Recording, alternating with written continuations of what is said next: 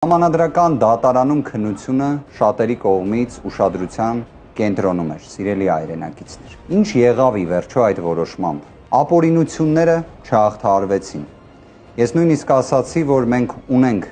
համանadrական դատարան, բայց չունենք համանadrական արդարադատություն։ Ցավով եմ այդ ամենը նշում։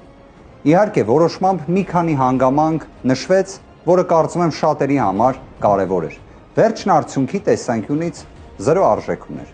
բայց բովանդակությունը ընթացքը մի քանի կարևոր հանգամանքի բերեց։ Դրանցից մեկը նշեմ. վարչական ռեսուրսի չարաշահում տեղի ունեցել է, եւ սա ոչ թե պարզապես մեր գնահատականն է, սա այլևս համանadrական դատանի որոշմամբ արձանագրված է։ Ատելության խոսք իշխանության կողմից տարածվել է, եւ դա այո հակասահմանադրական վարքագիծ է եղել։ Այլ արդ համանadrական դատարանը, չգիտես ինչու, ասում է, որ չունեն մեթոդաբանություն դրա ազդեցությունը գնահատելու համար։ Երրորդ հանգամանքը հակակոռուպցիոն կոմիտեն ձայնագրություններ էր հրապարակում եւ արատավորում էր օրինակ ուժեղ Հայաստան կուսակցությունների դաշինքին միշտ դա նշելով, չնայած նրան, որ ոչ մի կապ մեր ուժը դրա հետ չի ունեցել։ Եվ այս պնդումը նորից եմ կատարում։ Համանadrական դատարանը արձանագրել է, որ նման իրավունք լիազորություն չուներ հակակոռուպցիոն կոմիտեն, այսինքն չէին կարող այդ աստիճան կուսակցության հեղինակությանը միջամտել, անմեղության կանխավարկածն է նսեմացնել։ Համանadrական դատարանը նաև նշել է, որ վարչական ռեսուրսի այս ծավալը չարաշահման ընդհուպ մինչև կուսակցականացման իրավիճակի կարող է հանգեցնել։ Մենք ի դեպ օգտագործում ենք կուսակցապետություն եզրույթը։ Մոտ են ըստ էության դրանք իրար։ Մի քանի այլ հանգամանք էլ նույն սկսած սոցիալ-տնտեսական, այսպես ասած, բարեփոխումները հենց նախընտրական շրջանին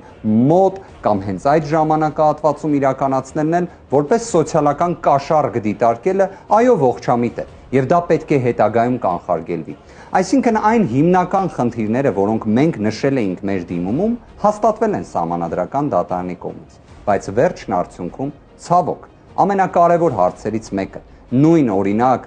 մանդատների բաշխման կարգի փոփոխությունը տեղի չունեցավ, բայց հիշեցման կարգով նույնիսկ քաղաքացիական պայմանագիրը չունեցավ դիրքորոշում պահանջելու նոր ընտրություններ, չնայած դրա մասին նախքան համանadrական դատարանում գործընթացը շատ էին խոսում։ Մենք պահանջում էինք նոր ընտրություններ, մենք պահանջում էինք առնվազն երկրորդ փուլ կամ ի վերջո ձայնագողություն չիրականացվեր, այնինչ տեղի ունեցավ Բարգավաճ Հայաստան կուսակցության հետ։ Մեր ուժի կողմից նաև հայտարարվեց, որ մենք ստանձնում ենք պատասխանատվություն մանդատները վերցնելով։ Այստեղ անկեղծ եմ ուզում ասել, մանդատ վերցնել, չվերցնել, այդ բանավեճը դնենք մի կողմ։ Այստեղ կարևոր է պատասխանատվությունը, որը մենք ստանձնում ենք, դրա թե լավ, թե վատ զարգացումները։ Այո, իհարկե ամենահեշտը կլիներ պատասխանատվություն չստանձնել, բայց ես վստահ եմ, որ մեր հայրենակիցները, հազարավոր մեր հայրենակիցները, ովքեր իրենց աջակցությունը, իրենց քվեն, իրենց վստահությունը տվել են մեզ, պատկերացրել են, որ մենք այո պատասխանատվությունից չենք խուսափելու, եւ հենց այդպես էլ լինելու է։ Մի հանգամանք եմ ուզում նշել։ Վերջին օրերին եւ նաեւ ամիսներին ընդհանրապես քաղաքական հետապնդումների նոր ալիք է ստեղծվել։ Եվ իհարկե դա մեծագույն ցավ է եւ ողբերգություն է, որը մենք տեսնում ենք մեր հասարակության մեջ։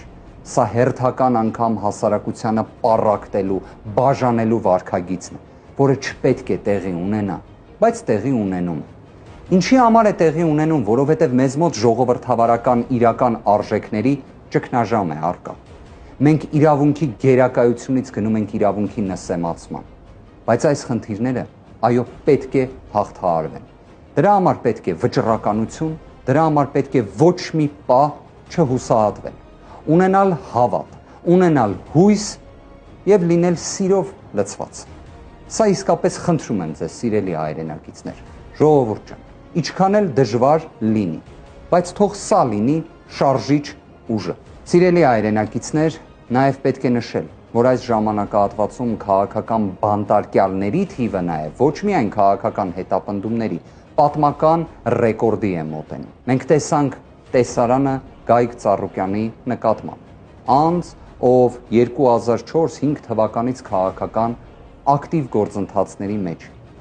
Լավ, ընդհանրապես ֆիզիկական ուժի գործադրումը չի կարող լինել ինքնանպատակ, Այն պետք է լինի օրինական, այն պետք է լինի անհրաժեշտ, այն պետք է լինի համաչափ, դրանցից ոչ մեկը առկա չէր։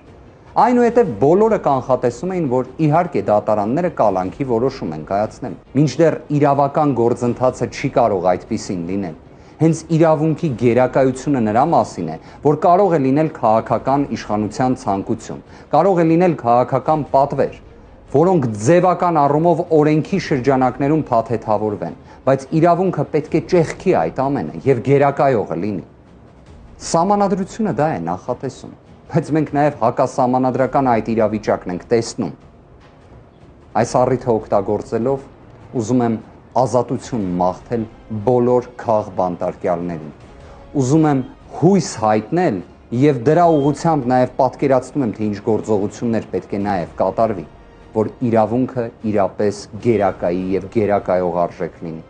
Աստված բոլորին պահապան, լավ եղեք ժողովուրդ ջան, շնորհակալ եմ։